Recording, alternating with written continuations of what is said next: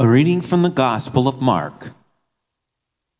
Then they came to Capernaum, and on the Sabbath Jesus entered the synagogue and taught.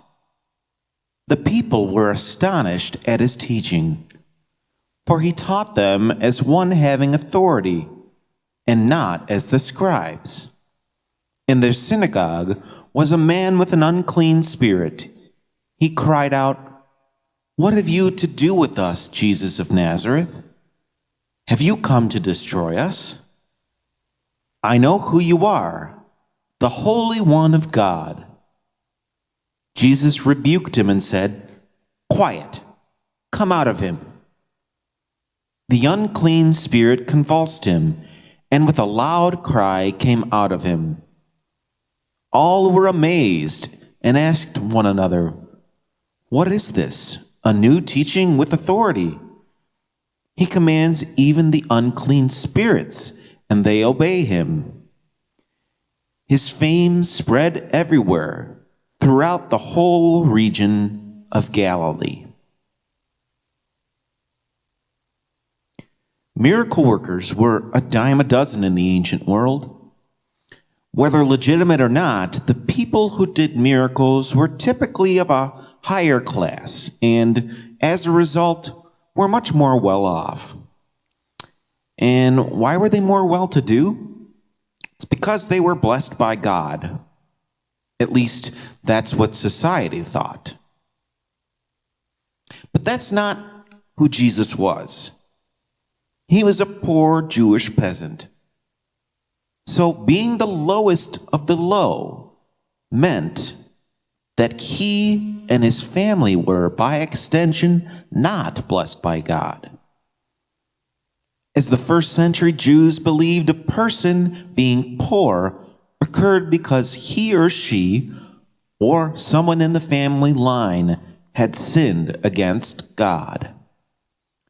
As a result, the person is punished in this life by being poor. Furthermore, if a person is not blessed by God on account of sin, it would stand to reason that doing miracles should be impossible. But Jesus disproved this Jewish tradition. He was both poor and a miracle worker. So that is what got people to notice him. It was extremely unusual and, to some, unbelievable.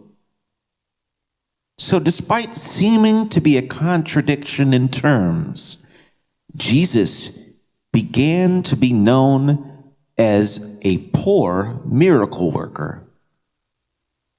Clearly, Jesus would proclaim that a person being poor did not mean that he or she had sinned against God.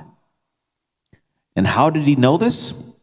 Well, he was living proof that being poor didn't mean a person had sinned against God. For us, there are societal traditions that aren't true as well. One example is how society places value on being rich and famous. There are people who would rather worship the god of wealth and fame rather than follow the will of God. In their quest to find fame and fortune, they put themselves on supposed reality shows like, quote, The Real World or The Bachelorette, in hopes of creating a platform for themselves.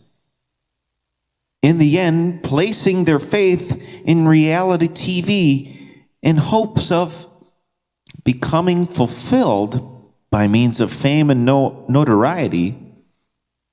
There's nothing real about what they are experiencing.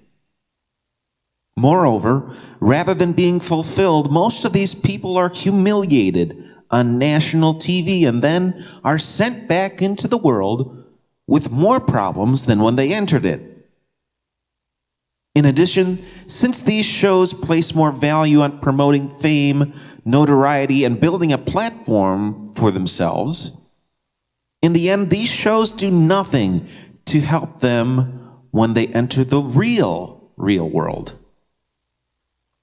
In the end, they leave these shows with more problems than when they started, and these reality shows do nothing to help them with the depression and mental instability that ensues.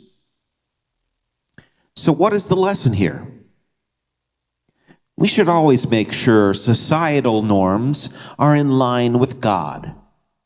If it involves wanting fame and money, we should quite rightly know that it's contrary to God.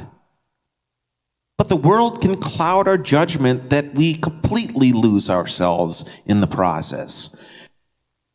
Sure, having plenty of money so we wouldn't have to worry about bills and paying for our child's education makes a lot of sense.